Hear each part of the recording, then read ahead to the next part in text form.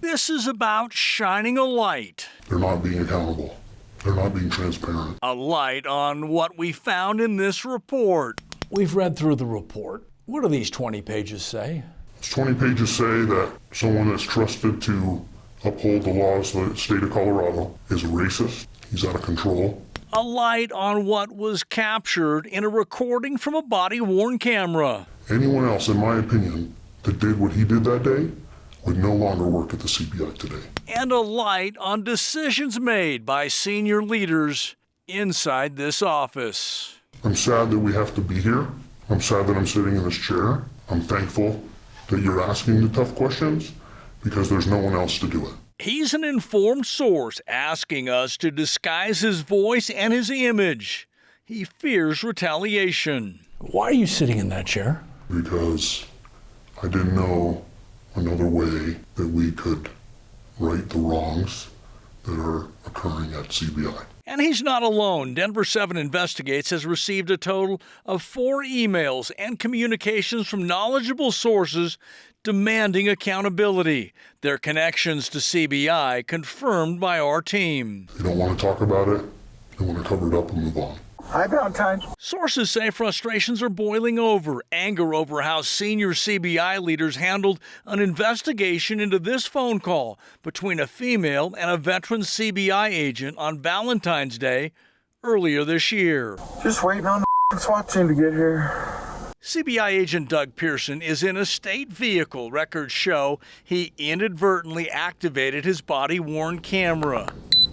The video shows that camera was sitting next to him in the passenger seat. He's waiting for her roses right now. This 37-minute recording includes a phone conversation he never intended to record. Called me and said that there was a shooting. In Kansas City?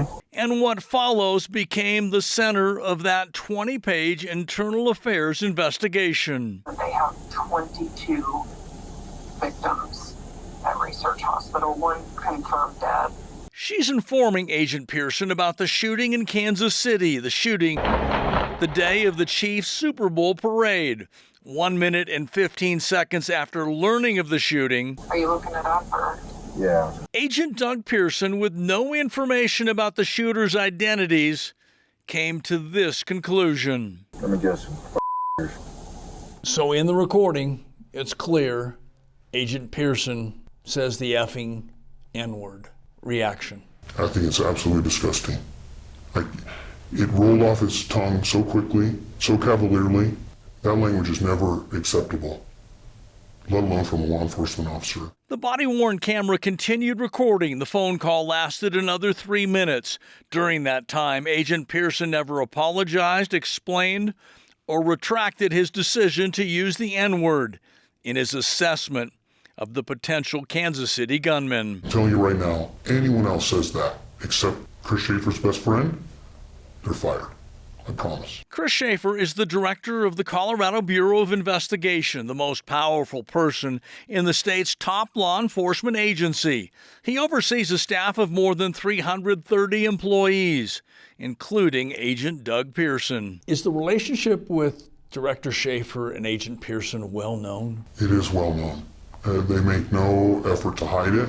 They go on business trips together, non-CBI business trips. They speak in front of conventions and law enforcement groups about motorcycle gangs. There is no secret in their relationship and how close they are.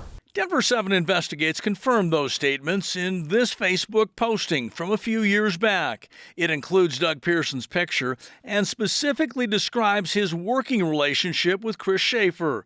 Also, in recent communications, CBI confirmed to Denver 7 that Schaefer and Pearson have a decades-long personal relationship. What happened to Mr. Pearson? Well, there's nothing official. No one knows for sure, but I will tell you what didn't happen. What didn't happen is he was not suspended. He kept working. He's still actively involved in cases. CBI launched an internal affairs investigation after a routine review of the inadvertent recording discovered Agent Pearson using that N-word.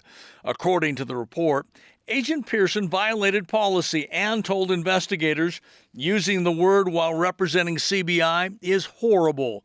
And he said it is not a normal term he uses in his everyday vocabulary. The Internal Affairs report does not include any details about disciplinary action. It has had no negative effect that I can tell on his life at all. How are the rank and file reacting to the discipline, or maybe lack of discipline? They're angry, they're frustrated, frankly, they're embarrassed. Outraged by the actions and the investigation that followed, several current and former CBI employees sent communications to Denver 7 Investigates, including this one.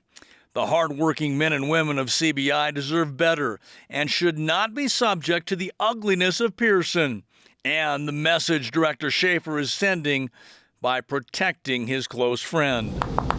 Denver 7 Investigates reached out to Director Schaefer and Agent Pearson requesting interviews to explain what was captured on the body camera and to address the concerns raised about the investigation. Director Schaefer and Agent Pearson both declined to sit in front of our camera. Let me guess. That's not the person I want investigating crimes on my behalf. What needs to happen here? Agent Pearson needs to be fired, first of all. Anyone else would have been. And honestly, I think Director Schaefer needs to step down. I think he's beyond saving this. I think he's done this for too long, and I think he's lost all credibility.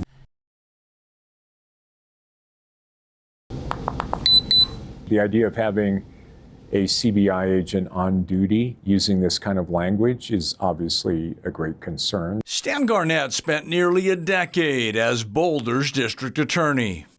Reaction to what you saw in our report? Concerning, obviously. I mean, it's embarrassing. George Brockler is also a veteran Colorado district attorney. We asked both legal experts to analyze what we uncovered. Had there not been body-worn camera, nobody would be dealing with this situation. This is a credibility impacting event. It looks like I'm working a little bit late. They are both referring to this phone conversation, a 37-minute recording that exposed deep-rooted questions about the culture inside the Colorado Bureau of Investigation. Just waiting on the SWAT team to get here. The recording appears to expose questions of bias and objectivity, questions about a long-standing friendship between CBI Director Chris Schaefer and his friend, the agent on this call, Agent Doug Pearson. Just been sitting out here all day. Oh, that's pretty efficient. Agent Pearson inadvertently activated his body-worn camera while on a stakeout. Called me and said that there was a shooting. In Kansas City? They have 22 victims at Research Hospital, one confirmed dead. It's a conversation with a woman back on February 14th, the day of the Kansas City Chiefs Super Bowl parade. Are you looking it up, or?